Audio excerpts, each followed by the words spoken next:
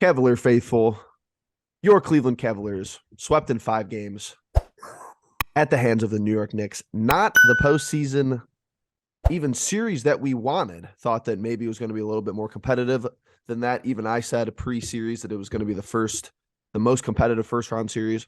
Totally wrong. We're back though, and we're glad you're back. Appreciate all the support on recent uploads. Before we get into this one, hit the like button. Subscribe down below. We're very close to 1,000 subscribers. Send our channel around. Tell people to subscribe. Justin, I want to start with you. Let's go for just your thoughts on the season as a whole. If you want to break it up into regular season and postseason, that's fine, because I think we're going to be doing that a lot today. I hope we're doing that a lot today. But I just want to hear how you have compartmentalized this season for us three covering it pretty closely as far as the landscape of how it shaped up. Yeah, I mean, I think it is important to separate the regular season from the postseason, but at the end, when we're talking like this, it is important to bring the two together and say, hey, the regular season was a huge success. No denying that. 51 wins, making it into the playoffs, being the 4th seed and whatnot. Huge. Being the number 1 rated defense, huge accomplishments there and everything. But then you look into the postseason, you're like, hey, none of that stuff in the regular season mattered anymore, because you didn't look like the number 1 defensive rated team in the league, and you didn't look like a 51-win team in the league, and you got swept. Well, you didn't get swept. You got 5-1, or 4-1. But it's tough because we're young, and I know that's a stupid excuse, and we're definitely going to get into that, because top to bottom of this organization, outside of maybe Kobe, because I don't know how old he is exactly, but in terms of talking about JB's coaching career and talking about the players' careers and everything, just young in general, and it showed in the playoffs. And we could kind of agree that this is the last time we could use that excuse, though. Yeah, right? 100%. Like, I mean, my biggest thing is, like, people will try to use it next year, but I think people are already seeing through that. I don't want to bag on any players, and this isn't even me like bagging on him, but Evan Mobley, like, he just looked very like deer in headlights kind of. He would get the ball and do something like offensively very outlandish, and I just thought that he was struggling, and he didn't play horrible, he didn't play like Jared Allen bad, but it was still one of those things where you go, hey, he was one of our top 3 players during the regular season, and he kind of like faded into the background. So, but I think he'll improve. I think next year he would be a lot better in the playoffs than he was this year. So that is certainly the last time, though, that I'm going to use that argument. I agree with you to somewhat of an extent, because, and I don't have the Nets game from last year pulled up, but he played 37 minutes, had 18 points, 8 rebounds, and 5 assists in the Hawks play-in game last year. Like, I thought we were pretty surprised with how he played in the play-in games a year ago. And then it's almost like he didn't take a step back, but he didn't take any tangible steps forward as far as this. He just got matchup like screwed in this one. Like, let's be honest, Mitchell Robinson made him look like a boy and made Jared Allen look like a boy. I don't think there's anyone. Clint Capella doesn't even do that to Jared Allen and Evan Mobley. So and he played your analytics and your stats will say he played pretty good defensively, specifically on Randall, but your top 3 overall pick, everyone's pretty much claiming you're the cornerstone of this franchise. I hold everybody the same standards. If you're a lottery pick, I need you to be good on both ends of the floor. Logan, same question to you. Kind of sum up this season for us. You've done it so well all year, normally on point. So I'm excited to hear what you have to say. Well, first off, if there's anybody that wants to give me crap about my Cavaliers hype video, I did say we were unpredictable. I did say that. Okay. That hype video has thousands of views, by the way. So it could have been over in 5 games. We could have won in 5 games. Sadly, it was the first part of that. You did say that. I guess that's kind of how I'm feeling right now. Is this Cavalier team is always going to be unpredictable? Okay, I mean, here at the end of the day, the way I can sum up the season is that it was a step forward, but it wasn't a step that takes us to a greater goal, if that makes sense.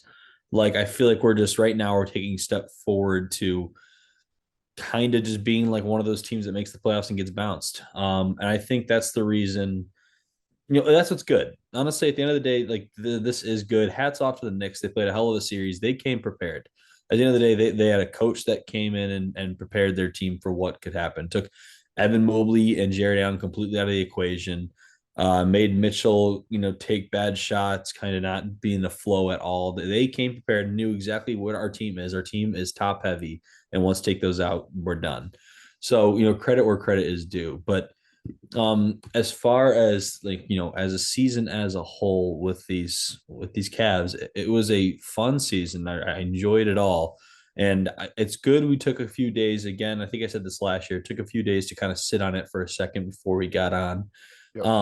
Believe me, I'm disappointed. Believe me, I'm pissed off. Believe me, I think we still probably should have beat that team if we were playing our brand of basketball, but we didn't. But it is good that we lost because it showed the glaring holes that this team has, and that's in our depth, that's in our shooting, that's in just our lack of experience, and could be in our coaching. And I've said that about JB. I think he's a fine enough coach. I think he's a great assistant. I think he can be a head coach. I think he has potential. The question is, how much time do we have, right? It was year one, of course, but Donovan's got 2 more years. Who knows? I think he's happy in Cleveland. I don't think he's going anywhere, but who knows? Eventually, these guys are going to need more money. Eventually, you're going to be locked into a roster that needs to be viable to compete for championships for the next few seasons once everyone gets their big contracts and everyone's locked in. But I'm thinking too far ahead. As far as the season as a whole, 51 wins. Obviously, I'm always going to be happy with that. Obviously, I'm also always going to be happy with the first round exit. Or wrong. I'm always be pissed off at the first round exit. There we go. So I guess my feelings just haven't really totally come together yet. I think it's a step in the right direction, but I think it's a step that we need to step over to a different path here and change up a few things to get ourselves on the right trajectory. I think it's interesting. I do like your point, Logan. I think that if you guys out there want to give the Cleveland Pulse credit, if you want to do that, I think it's that we try to give objective takes in reality, and we try to remove the emotion for the most part. We don't come on here right after the game. Sure, maybe I'm on Twitter. I'm probably the worst one at it. I will admit that. But it's to the point where we give at least 48 hours, then we kind of go with our takes. I think everything that's been said so far has been true. The regular season was impressive. No one will discredit that, but I almost feel as if the NBA season is a lot of fabrication, and I don't want to use the word like lies, but I get it. If you're the general manager and if you're the coach, you're not always going to be 100% honest with the fans and with the media. That's territory like to be expected. The NBA is kind of the same way because the regular season is almost so fake.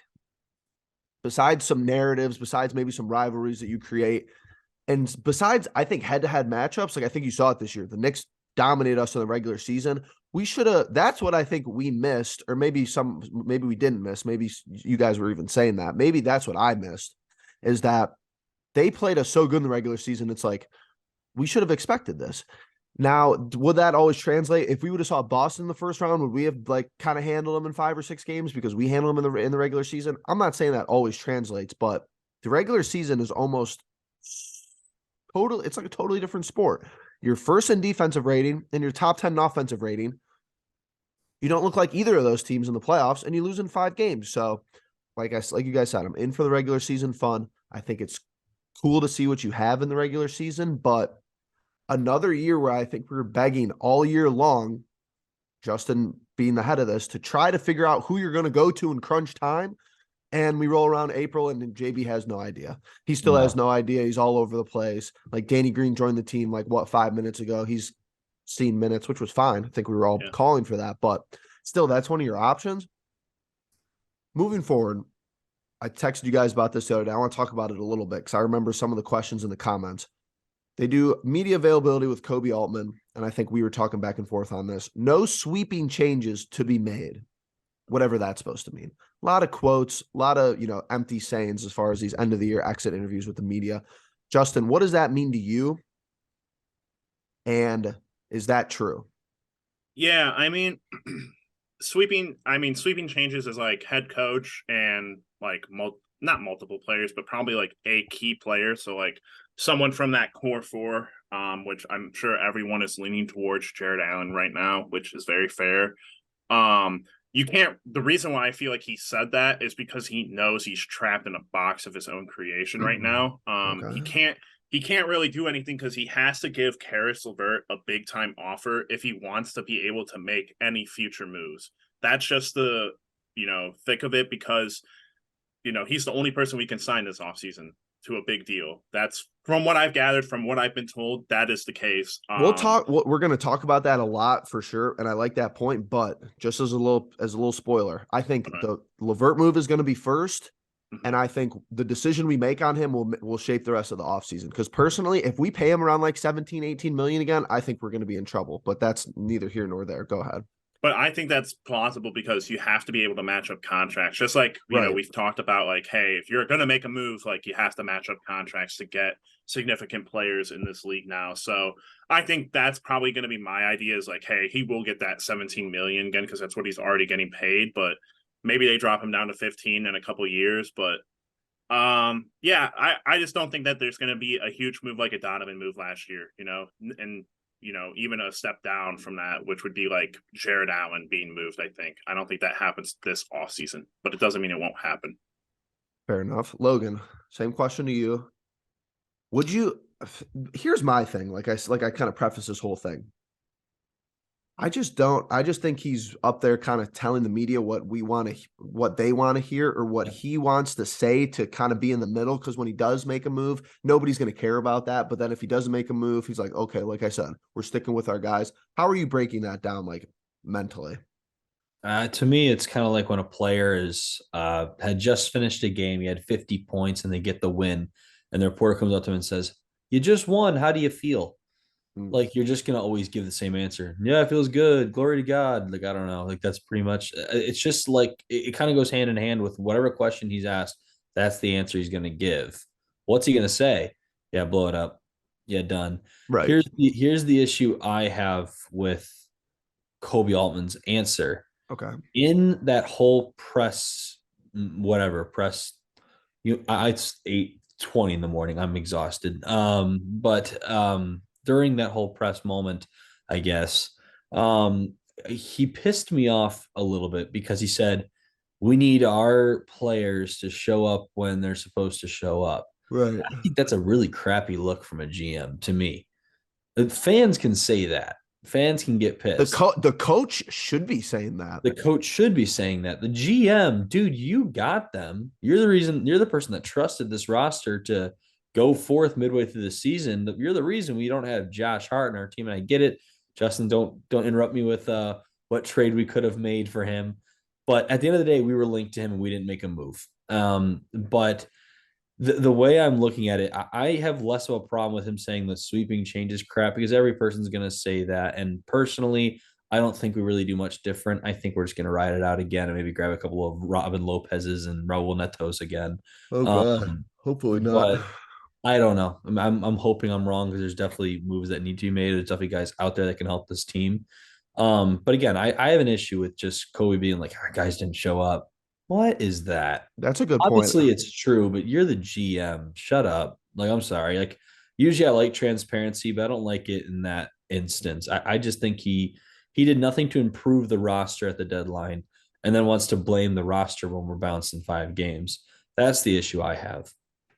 It's just like you create the roster. I don't need you to.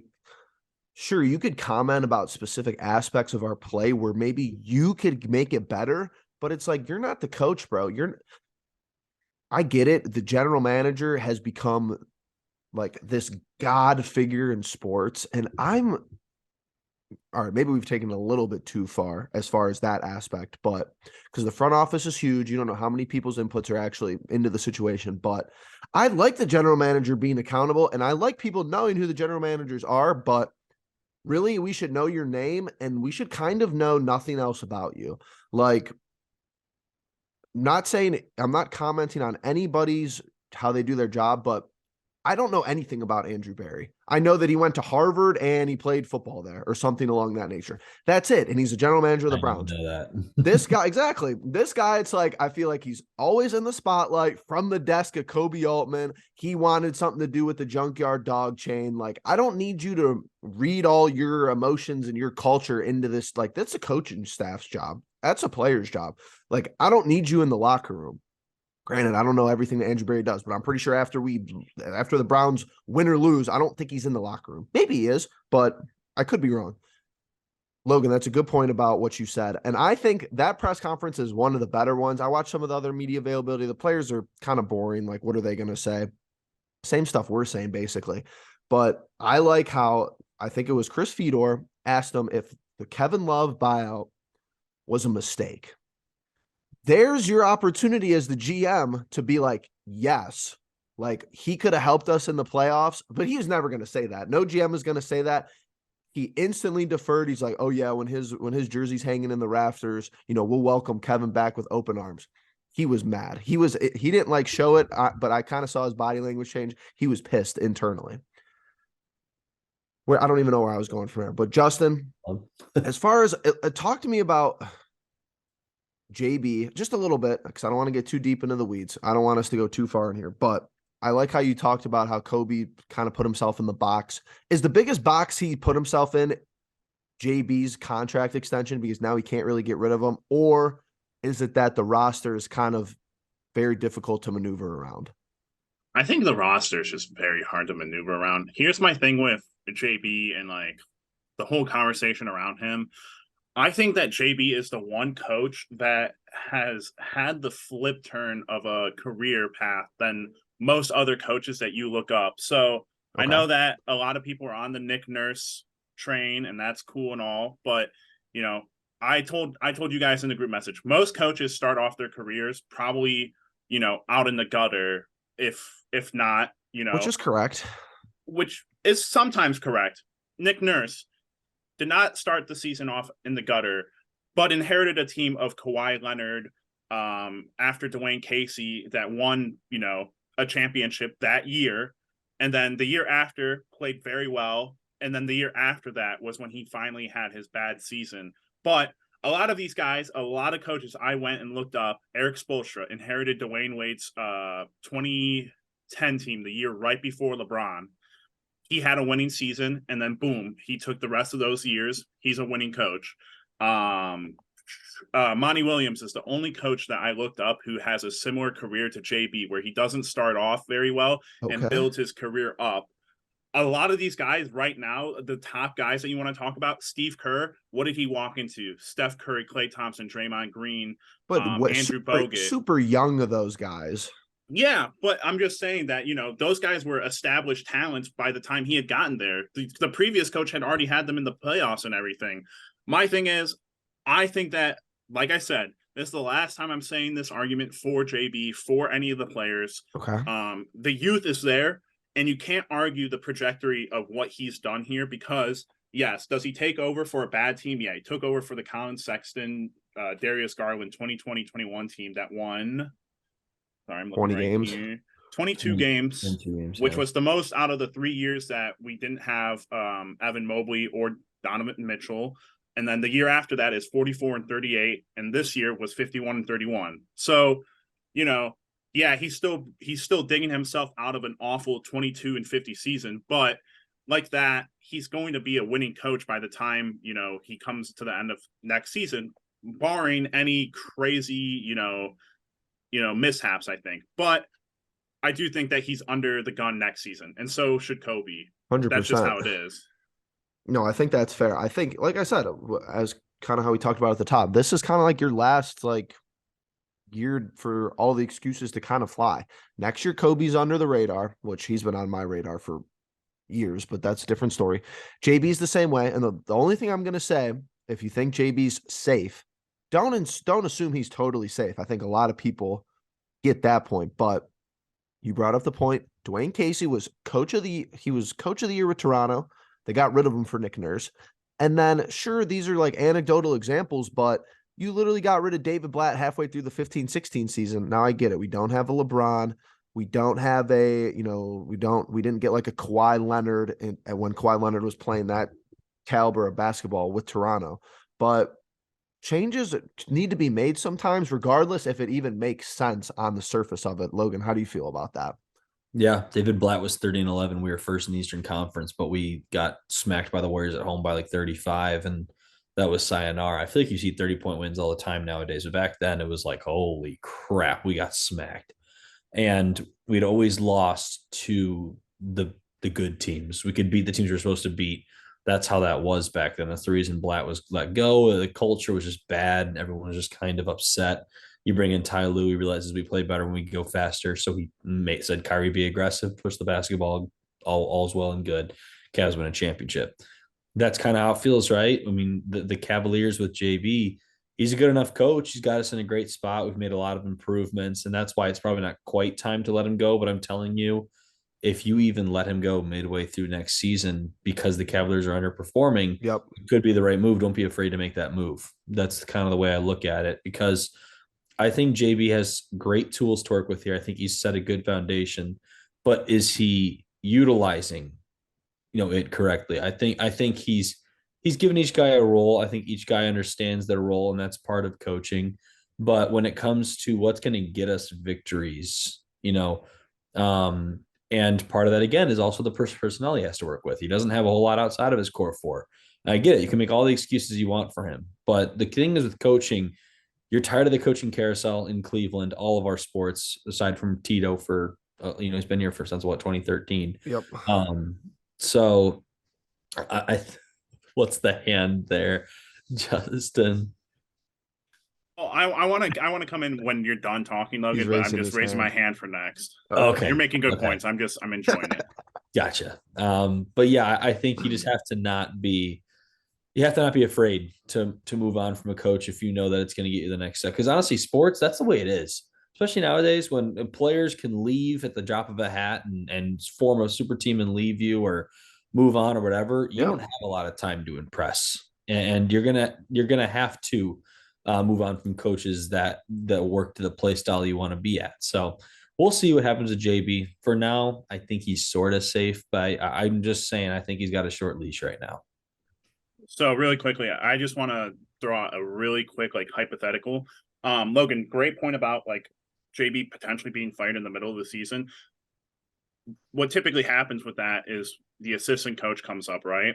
Yep. I think it's so plausible that JB gets fired and they bring JJ Outlaw up. Okay, I thought you were going to say Luke Walton. I thought you were going to say Luke Walton. I think we need to fire. I think we need to fire Luke Walton. Why? It's when we brought him in when we started. I don't know what he does. I don't know what they don't even talk to Serena Winters. I swear doesn't even talk to him out of halftime. She talks to Outlaw and the other dude. But Luke Walton, he's just standing there. When Steve Kerr went down with illness, I can't remember exactly what it was. Luke Walton went 24-1 as the Warriors coach. My last 2 points about JB is Luke that Walton. In 2 seasons of the postseason, he's 1-6. Won 1 game this year, lost 2. He lost 4 this year, lost 2 play-in games last year. That's a pretty big sample size to me. And if you keep him for 1 more year and we get another series, that's going to be all the sample size anybody should really need. 7 games is already a lot. I think, it's not, even though you have to win 16 to win the finals, you're not even halfway to a finals run. I get that, but still a decent, it's not like this was his first playoff series. Right. And he coached playoff series with the Rockets. So, and my second point is that if Budenholzer gets fired, JB's getting canned. Your optics just look so bad if you're Kobe Altman. If Nurse is out there, finals winning coach, Budenholzer, finals winning coach, and maybe he's not getting canned, but you didn't even at least try to explore those options. I need leaks that we interviewed those people or we're in talks with Budenholzer's camp or somebody, just so I get a little fire under JB's ass minimum. It's so interesting, but some of these coaches, they go from being a head coach, like Ty Lue, he went from being the head coach for us, and then I believe he went and was the assistant coach before he became the head coach again for the Clippers. You can fact check me on that, but I'm pretty sure that's right. I think that happens a lot. I think that happens a lot of the times where a head coach gets fired and they want to stay in the job. They want to stay in the space. They want to do something. I don't think it's plausible because it's so obvious that hey, if you bring Nick Nurse as a assistant coach, like he's just sitting there. He's just like, it's like, hey, you're basically prepping him. You're just trying to get him familiar with the guys and prepping him to take over for JB, which I think optically everyone would see that happening if you brought him in. But Yeah, that would be. I don't know. Look. It's tough to navigate. All right, boys. I think we're gonna wrap up for today. Any final thoughts? Anything on your mind? Maybe hot take, just something you want to talk about before we wrap it up here. I want to know who you guys are rooting for the rest of the playoffs. Ooh, Jimmy Butler, easily. Jimmy G buckets. I won't say I'm rooting for the Lakers, but I wouldn't care if LeBron won another one. I think that'd be cool to me. I can't find anything that I don't like about the Denver Nuggets. I'm truly. Jeff had them picked. I said the Nuggets would come out of the West, so yeah. I think they're a very likable team. It's a good question. They got a lot of talent. I'm just curious because obviously I have to cheer for somebody at this point. My Texas teams aren't even freaking in the playoffs. So right. I got to find some team to latch on to for now. But that doesn't mean I'm leaving the Cavaliers. If the Knicks go on to win it all, I'd feel a little bit better about losing to them. But I wouldn't be almost pissed. I think I'd be more angry. I'd be like, we lost to the champs. Like that's a good argument for you. I hate it. But they are the Knicks fans. But hey, they blew up our last video, so good again, good for you guys. You guys came in prepared. All hats off to the Knicks. Credits due to them, players. Honestly. Expose us. It's fine. They played a hell of a series. They exposed us, and see what happens next year. We're unpredictable, guys. We're unpredictable. Right. Very true. Sometimes dangerous. No. All right, we're wrapping up here. Hit that like button, hit the subscribe button, share with one of your friends, comment down below. What did we miss? What do you guys think about JB? Roster changes, just video suggestions. What do you guys want to hear from us? And we'll go from there. As a believer that I think we should get rid of Let Them Know. I'm not signing off with this episode, but we appreciate the Cavalier faithful. See you guys in the next one. Peace.